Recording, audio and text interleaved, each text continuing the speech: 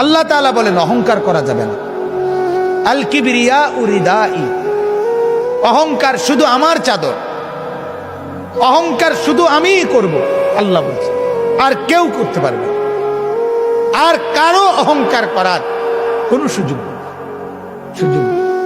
হাদিসের মধ্যে আছে আল্লাহর নবী সাল্লাল্লাহু আলাইহি সাল্লাম তিনি কোনোদিন পিছন দিকে হেলান দিয়ে জুতা পায়ে খাবার খেতেন না, বলতেন এটা অহংকারের পরিচয়। আল্লাহর নবী সাল্লাল্লাহু আলাইহি সাল্লাম দুই হাঁটু তুলে পিঠ সোজা রেখে মাথা ঝুঁকায়া এরপরে খানা খেতেন, হাদিস। এবং বলতেন আকুলু কামা ইয়াকুলুল আবদ, এক গোলাম তার মনিবের সামনে যেভাবে খায়, আমি মুহাম্মদ আমার রবের সামনে এভাবে খানা খাই। বিনয়, তাওয়াজু, এটা রাসূলুল্লাহ সাল্লাল্লাহু আলাইহি ওয়াসাল্লামের শোভা ছিল।